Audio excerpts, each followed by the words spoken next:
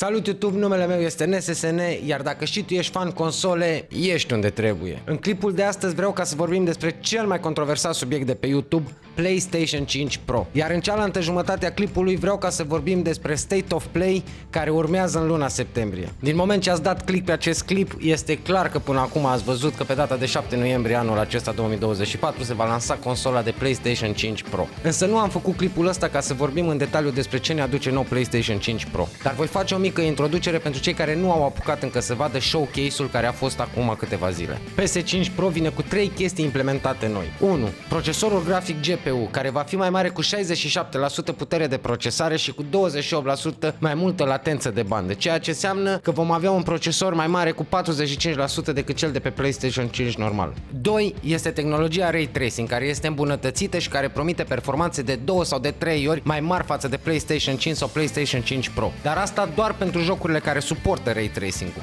Toate astea se datorează noului procesor grafic AMD, care nici nu a fost implementat pe procesoarele grafice pentru PC. În caz că Ray Tracing-ul și noul procesor grafic nu ar avea destulă putere ca să deruleze jocurile în 4K 60 de FPS-uri, cei de la Sony vin cu cea de-a treia implementare și ultima, PSSR, PlayStation Spectral Super Resolution. Adică tehnologia asta AI poate să aducă în timp real imaginea jocului de la o rezoluție mai mică la o rezoluție mai mare, fără a degrada calitatea imaginii. Acum că am terminat acest mic intro, haideți să vorbim despre chestiile interesante și ce ne interesează pe noi. Prețul, 799 de euro. Prețul este stabilit deja. După cum v-ați dat și voi seama, prețul este destul de piperat. Dar presupun că asta se întâmplă când nu ai concurență pe piața consolelor. Cred că li s-a urcat puțin la cap. Dar să spunem că trecem cu vederea peste amănuntul ăsta mic de 800 de euro, pentru că până la urmă am citit pe internet și pot să supraviețuiesc și cu un rinichi. Problema cea mai mare care am observat-o eu în showcase-ul ăsta este că consola vine la prețul ăsta, dar vine fără stand și fără unitate de CD, ceea ce înseamnă că va mai trebui să mai adăugăm 30 de euro pentru stand și încă 100 de euro pentru unitatea de CD, care deja s-au cam vândut peste tot. Ați crezut că am gătat cu băgatul de vină? Mai este o mică chestie care m-a deranjat. Toată tehnologia asta nouă din PlayStation 5 Pro a fost testată doar cu jocuri vechi. Cei de la Sony nu au prezentat niciun joc nou și nu ne-au spus nimic ce va urma.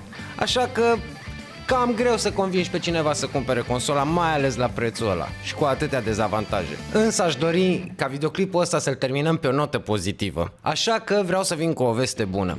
Luna septembrie va veni cu un State of Play. Nu avem o dată confirmată, însă se speculează că va fi la sfârșitul lunii, undeva prin 24 septembrie. Ce va fi nou la acest State of Play nu se știe, pentru că și cei de la Sony și toate studiourile care colaborează cu ei au fost foarte secretoși în ultima perioadă.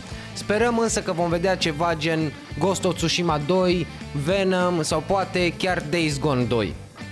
Rămâne să sperăm. Dacă ați rămas până la sfârșitul clipului, nu uitați să apăsați butonul de subscribe, like, comentariu, ce vreți voi. Eu am fost NSSN, voi ați fost extraordinari, așa că ne vedem data viitoare. Pa!